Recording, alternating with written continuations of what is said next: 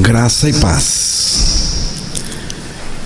Estamos meditando, lendo a carta do apóstolo Paulo aos Romanos. Estamos lendo, nossa intenção é ler mesmo e deixar Deus falar ao nosso coração. Anteriormente, vimos sobre os filhos de Deus. Quem são os filhos de Deus? Não são aqueles que descendem da criação, mas aqueles que recebem a Cristo para serem feitos filhos de Deus através da sua morte e ressurreição, e também da nossa morte e ressurreição juntamente com Cristo, em Cristo, porque são experiências compartilhadas conosco. Com Cristo nós morremos e também com Ele ressuscitamos do ponto de vista espiritual. Ganhamos a sua vida e assim fomos feitos filhos de Deus. Filhos de Deus em Cristo, porque acontece em Cristo. Tudo o que Deus tem para nós é em Cristo. Gálatas capítulo 3, versículo 26.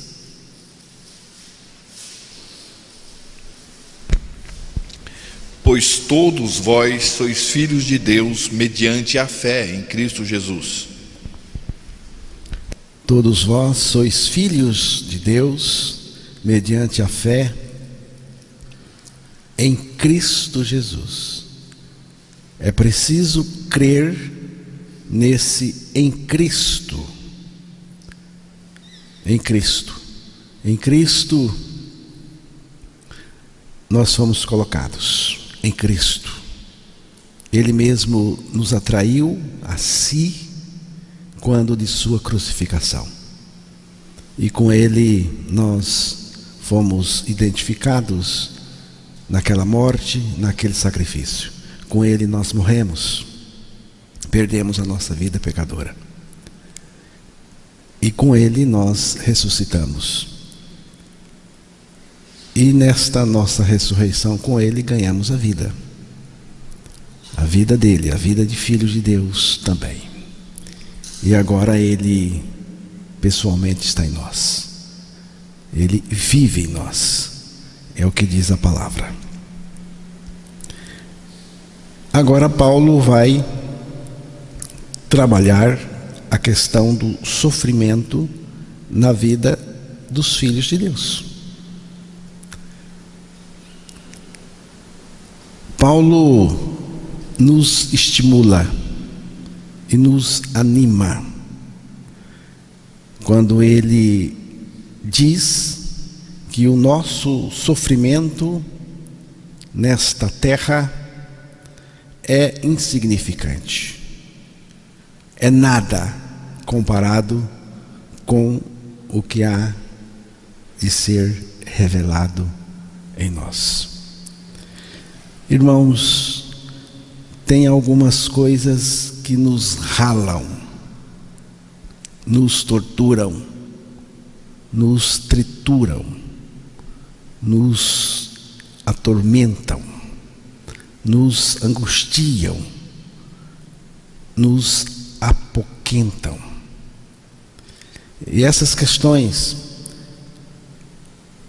podem surgir de doenças, de perdas, de luto, desentendimento, privações, perseguições, tribulações. E tudo isto sintetiza nessa palavra, sofrimento.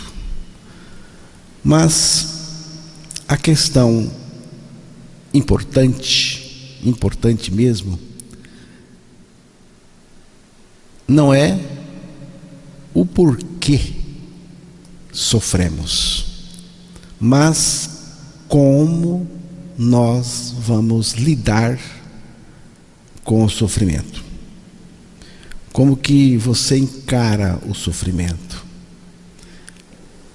Isso faz toda a diferença na maneira como você vê, como você encara, como você lida com ele. Faz toda a diferença. E a primeira coisa que precisamos considerar é o que Jesus diz para nós em João capítulo 16, versículo 33.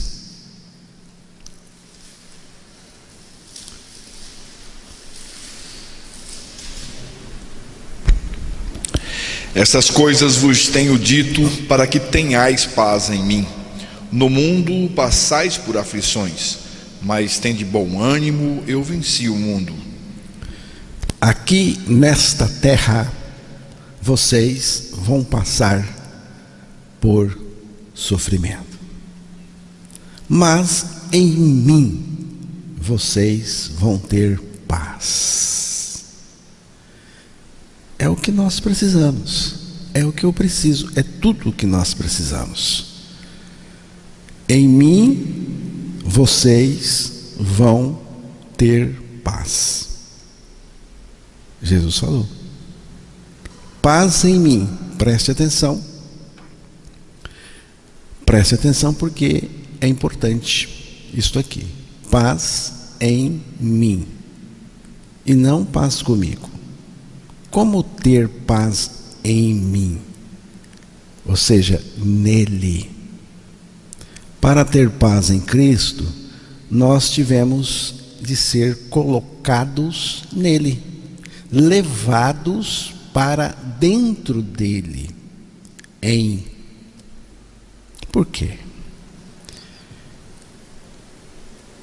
Para morrer com ele, para ressuscitar com ele e para Cristo viver em nós.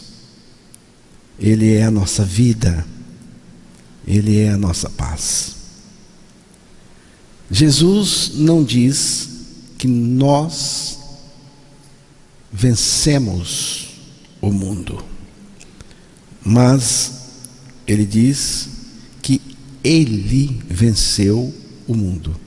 E agora ele está em nós, ele vive em nós, a vitória dele. O sofrimento, irmãos, não impede, nem atrapalha em nada o nosso envolvimento com o Senhor e com a sua palavra. Pelo contrário, até melhora, intensifica.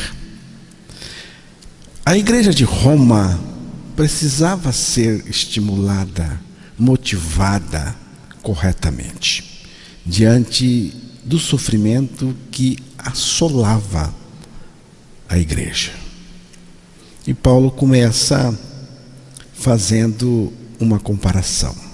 Romanos capítulo 8, versículo 18. Porque para mim tenho por certo que os sofrimentos do tempo presente não podem ser comparados com a glória a ser revelada em nós.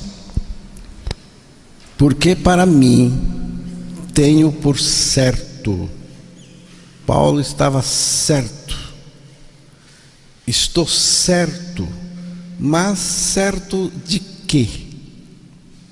Ele diz que os sofrimentos do tempo presente não podem ser comparados com o que há de ser revelado em nós. Isto aqui não são bênçãos que desfrutamos e ainda vamos desfrutar nesta vida.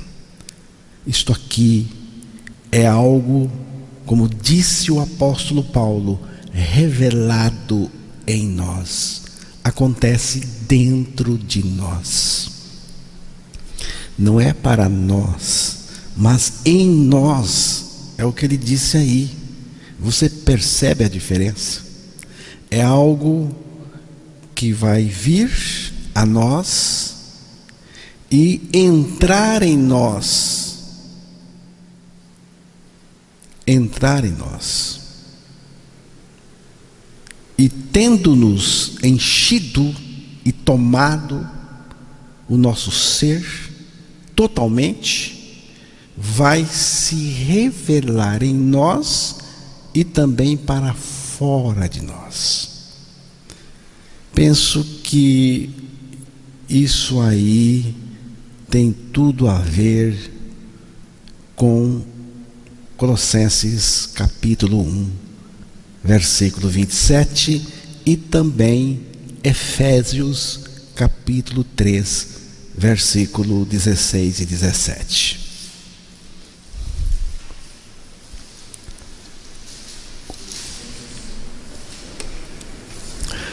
1:27. Aos quais Deus quis dar a conhecer qual seja a riqueza da glória desse mistério entre os gentios, isto é, Cristo em vós, a esperança da glória. Só um pouquinho. Cristo em vós, Cristo dentro de vocês. O que Ele é? Esperança? Esperança do quê? Esperança de quê? Então é Cristo a pessoa dele. Vamos ouvir o outro texto. Efésios capítulo 3, versículo 16 e 17. Para que, segundo a riqueza da sua glória, vos conceda que sejais fortalecidos com poder, mediante o seu Espírito no homem interior, e assim habite Cristo no vosso coração pela fé, estando vós arraigados e alicerçados em amor. É a pessoa de Cristo revelada a nós e em nós. Isto não tem comparação, extrapola tudo e não tem nenhuma comparação. Por mais severo que seja o sofrimento, não pode ser comparado. Colossenses capítulo 3, versículo 4.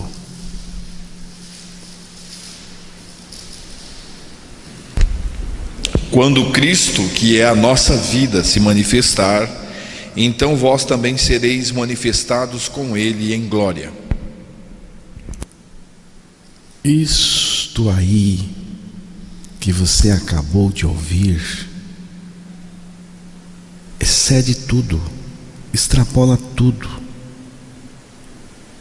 Cristo, a pessoa de Cristo, nossa vida, Cristo, nossa vida, e que se manifesta.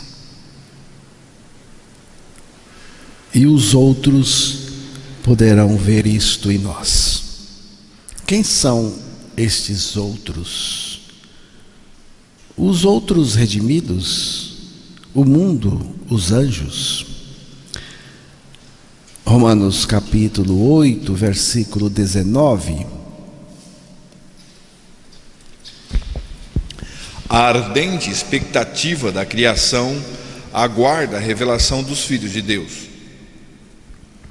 O mundo, a criação, a criatura, o povo da terra estão esperando a revelação dos filhos de Deus. É a maior necessidade do mundo. Irmãos, Deus tem um projeto que é mostrar os seus filhos ao mundo. A ardente expectativa da criatura espera a manifestação dos filhos de Deus. É a única coisa que temos de mostrar ao mundo. O que nós temos de mostrar ao mundo? Não é que somos um povo diferenciado, um povo que não bebe, não fuma, não briga. Eu nem sei se não briga mesmo. Não é isso que temos que mostrar, mas sim que somos filhos de Deus. E não será necessário ficarmos acampados em um determinado lugar. Não é necessário encher aos milhares as ruas e avenidas, num desfile pomposo e com muito aparato de poder. Não. Apenas filhos de Deus espalhados por aí, de maneira que ninguém precise viajar para nos ver. O que está sendo manifestado, o que está sendo visto em nós? O Filho de Deus, Jesus Cristo, que vive nos filhos de Deus, se revelando, se manifestando. Estou crucificado com Cristo e vivo não mais eu, mas Cristo vive em mim. E a vida que agora vivo na carne, corpo, vivo-a pela fé do Filho de Deus, que me amou e a si mesmo se entregou por mim.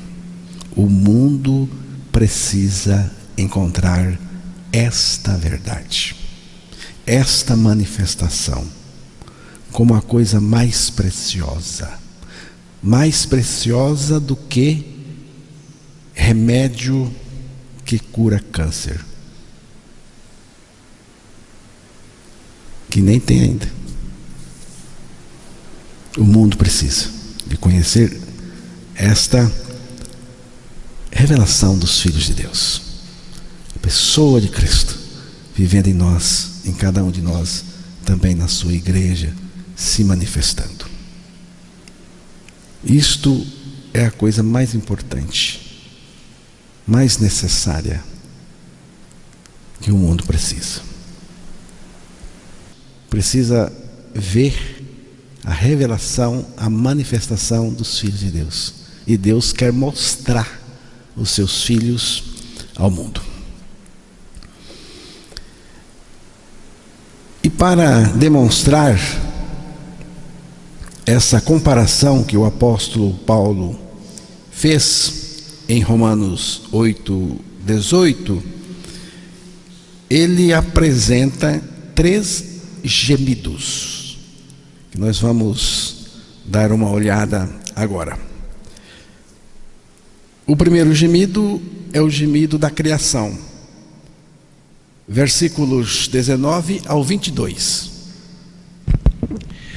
A ardente expectativa da criação aguarda a revelação dos filhos de Deus, pois a criação está sujeita à vaidade, não voluntariamente, mas por causa daquele que a sujeitou, na esperança de que a própria criação seja redimida do cativeiro da corrupção para a liberdade da glória dos filhos de Deus. Porque sabemos que toda a criação a um só tempo geme e suporta angústias até agora. Esse versículo 22, porque sabemos que toda a criação a um só tempo geme e suporta angústias até agora. Quem é toda a criação que ele diz aí? Os anjos bons não entram porque eles não gemem.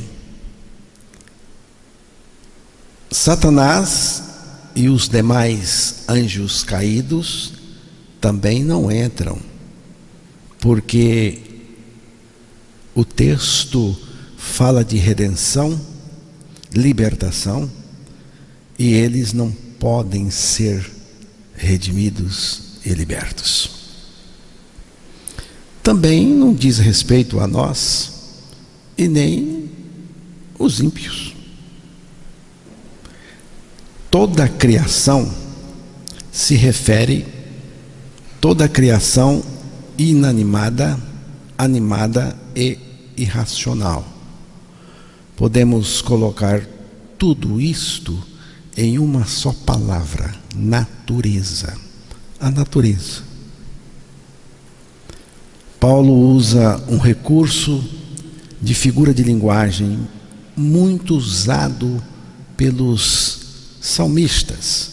Vamos ver um texto, Salmo 98, versículo 8 e 9.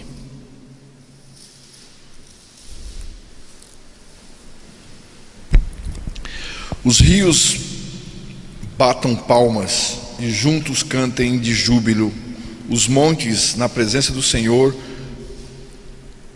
porque Ele vem julgar a terra, julgará o mundo com justiça e os povos com equidade. Isto aqui é extraordinário. Os rios batam palmas. É uma figura de linguagem. E juntos cantem de júbilo. Os montes na presença do Senhor. Então, Paulo usou também uma figura de linguagem quando ele fala de gemido da natureza. 3 aspectos nesse gemido da natureza. O primeiro aspecto está relacionado ao passado da natureza. Romanos 8, 20.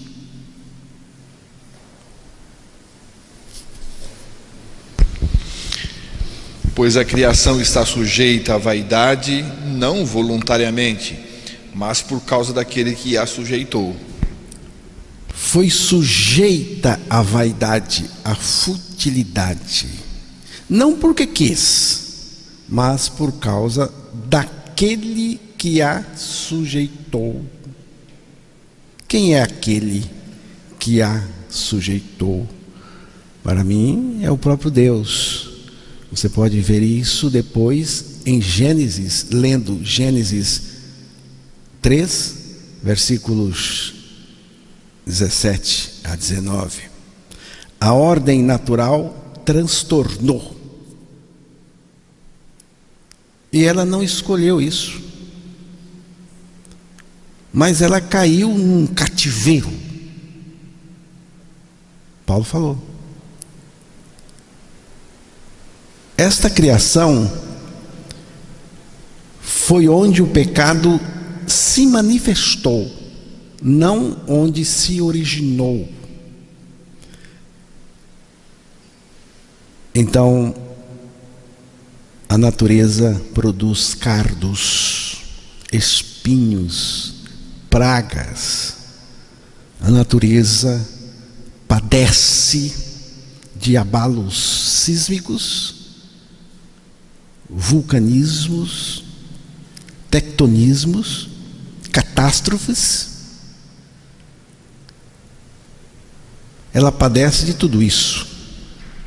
Ela não é mais generosa como seria caso não acontecesse o pecado, não fosse atingida pelo pecado. Ela geme, Paulo falou, geme numa expectativa angustiada. Este gemido é o gemido do seu sofrimento, sofrimento da natureza, mas principalmente porque ela está impedida de cumprir o propósito pelo qual Deus a criou. Então, irmãos, não tem essa de mãe natureza. A mãe natureza está se vingando. A natureza em fúria. Não, nada disso. Uma palavra que está na moda atualmente é o chamado desenvolvimento sustentável. O que é isso? É a tentativa do homem salvar a natureza. Mas ele não consegue. Ela está gemendo. E só tem um que pode salvar a natureza: Deus. Deus vai salvar a natureza. O segundo aspecto está relacionado com o futuro. Romanos 8, 21. Na esperança de que a própria criação será redimida do cativeiro da corrupção para a liberdade da glória dos filhos de Deus. Ele pula o presente e vai para o futuro. Por quê? Porque o propósito é mostrar o que aconteceu com a natureza no passado, na queda, no pecado, e o que ela será no futuro, redimida do cativeiro, da vaidade, para a libertação, para a liberdade dos filhos de Deus. A palavra esperança é que ela vai ficar, ou melhor, a palavra esperança aí significa que ela não vai ficar assim para sempre. Deus vai trazer uma perfeita restauração. E João anteviu. Deus mostrou para João o que ele vai fazer. João viu e testemunhou. Ele disse: eu vi uma nova terra, uma nova natureza. O terceiro aspecto fala do presente. Pode ser lido aí novamente, 8:22. Porque sabemos que toda a criação a um só tempo geme e suporta angústias até agora. É um gemido que envolve sofrimento e esperança. Leva uma expectativa esperançosa.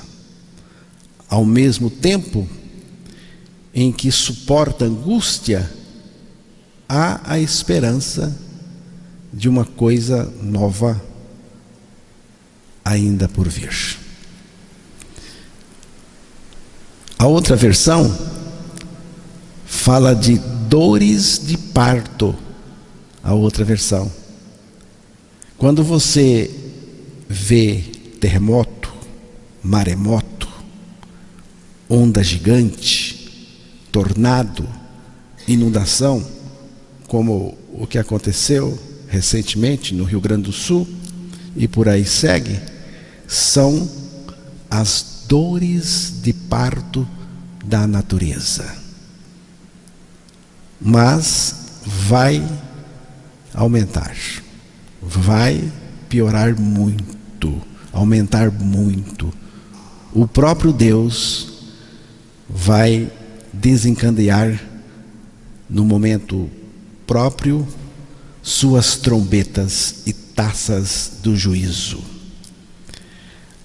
A natureza voltará a funcionar de acordo com o propósito de Deus. Haverá restauração e reconciliação de todas as coisas. O segundo gemido é o nosso gemido. Romanos capítulo 8, versículos 23 a 25. E não somente ela, mas também nós, que temos as primícias do Espírito, igualmente gememos em nosso íntimo, aguardando a adoção de filhos, a redenção do nosso corpo. Porque na esperança fomos salvos. Ora, a esperança que se vê não é esperança, pois o que alguém vê, como espera? Mas se esperamos o que não vemos, com paciência o aguardamos. Há um gemido dentro de nós. Temos a vida de Cristo, mas ainda estamos neste corpo e há muito sofrimento. Mas este gemido é também de expectativa pela redenção do nosso corpo. É um gemido também de desejo por comunhão com Deus, com o Senhor. É um gemido de desejo de conhecer mais o Senhor, de ter uma comunhão mais íntima com o Senhor, de ler mais a palavra de Deus, de ouvir mais a palavra de Deus. O terceiro gemido é o gemido do Espírito Santo em nós. Romanos 8, 26 e 27. Também o Espírito semelhantemente nos assiste em nossa fraqueza, porque não sabemos orar como convém, mas o mesmo Espírito intercede por nós sobremaneira, com gemidos inexprimíveis. E aquele que sonda os corações sabe qual é a mente do Espírito, porque segundo a vontade de Deus é que ele intercede pelos santos. Paulo se considera no mesmo pacote com todo mundo, porque não sabemos. Então ele se coloca também: não sabemos orar como convém. Não sabemos orar como convém. Depois de ler, e eu já li muitas vezes, a oração de Paulo em Efésios capítulo 1 e Efésios capítulo 3, você pode ler depois, estudar. Que oração! E agora ele diz que não sabe orar como convém. Aí eu penso em mim.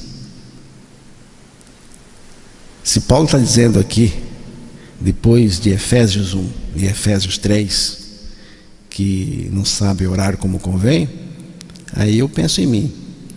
Eu não sei balbuciar qualquer palavra, então.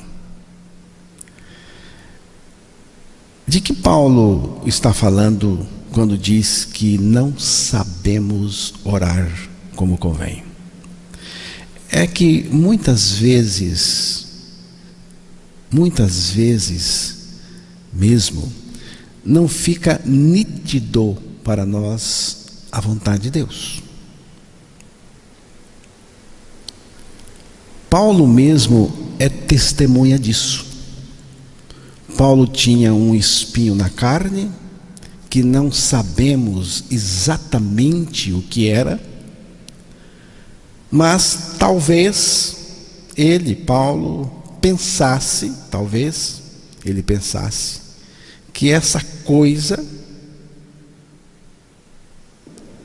que ele chama de espinho na carne estava atrapalhando sua vida e o seu ministério. Talvez ele entendia que se não tivesse tal espinho, ele serviria muito melhor ao Senhor. Como o Senhor respondeu a ele? Qual foi a resposta do Senhor a ele? A minha graça te basta. E quando nós não sabemos, Não tem nada não. O Espírito Santo intercede por nós. Ele pede por nós. E graças a Deus, que algumas vezes Deus, ao invés de nos ouvir, Ele ouve o seu Espírito. O Espírito tem harmonia com o Pai e com o Filho. Nós temos 2 intercessores. Importante isso. Jesus, que intercede por nós junto ao Pai, ou seja, do lado direito do Pai. Ele fala com o Pai, pedindo por nós. E o Espírito Santo é o outro intercessor, que ora em nós, e não à direita do Pai, mas através do nosso coração. É isso que Paulo fala aqui. Temos gemidos inexprimíveis dentro de nós, produzidos pelo Espírito Santo para corrigir as nossas orações e harmonizá-las com a vontade do Pai. Um dia a natureza vai ser redimida e voltar a ser o que Deus queria que ela fosse. Um dia o nosso corpo vai ser redimido e será igual ao corpo do nosso Senhor e Salvador Jesus Cristo. No cristianismo, irmãos, o melhor ainda está por vir. E o pior também. E o pior também. Porque vem aí a grande tribulação, o anticristo. E o Apocalipse. Muitas coisas que ainda não se cumpriram. Mas, para quem crê, será livre do pior que virá. Terminando, Romanos 8, 28 a 30. Sabemos que todas as coisas cooperam para o bem daqueles que amam a Deus, daqueles que são chamados segundo o seu propósito. Porquanto aos que de antemão conheceu, também os predestinou para serem conformes à imagem do seu Filho, a fim de que ele seja o primogênito entre muitos irmãos. E aos que predestinou, a estes também chamou. E aos que chamou, a esses também justificou. E aos que justificou, a esses também glorificou. Aqui vemos a soberania de Deus e o seu controle sobre todas as coisas, principalmente na vida daqueles que Ele salvou com a sua graça soberana.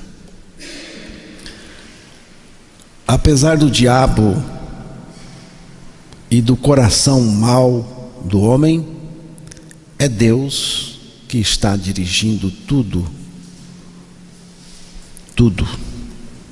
desde sempre, desde antes das eras, antes dos séculos, desde sempre.